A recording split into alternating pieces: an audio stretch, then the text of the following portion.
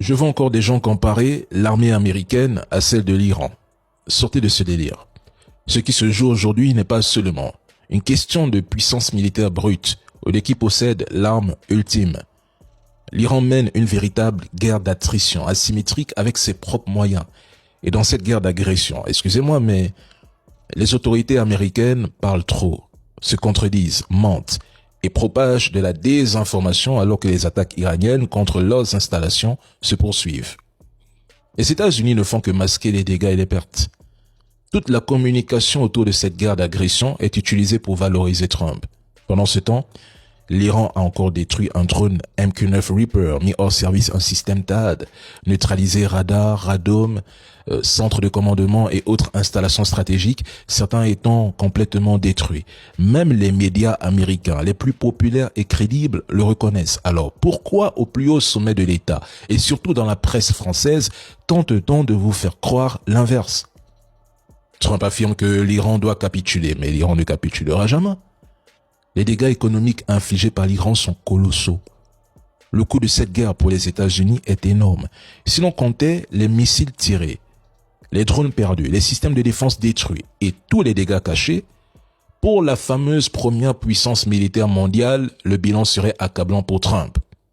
L'Iran qu'ils ont sous-estimé reste debout. Par contre, la quasi-totalité des bases américaines dans un rayon de 300 km a subi de lourdes attaques et même les bases les plus éloignées continuent d'être frappées par l'Iran.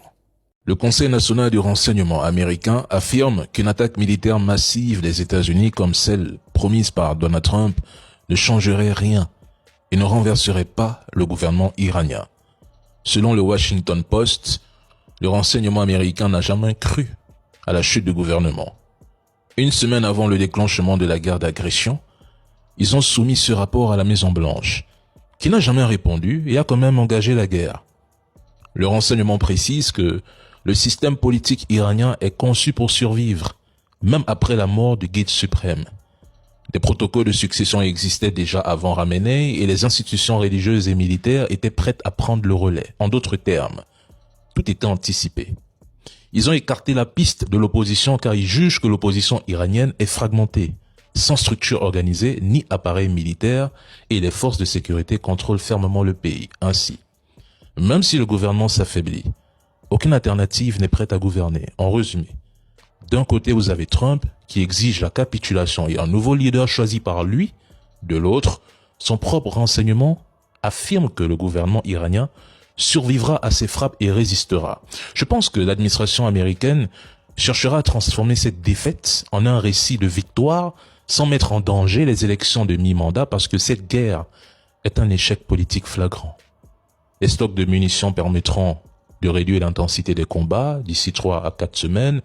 L'entité dispose déjà de réserves limitées. La guerre reste dépourvue d'objectifs stratégiques et l'échec de renversement du gouvernement semble inévitable. Ils cachent les dégâts et les pertes. Et vous pensez qu'ils sont en train de gagner contre l'Iran.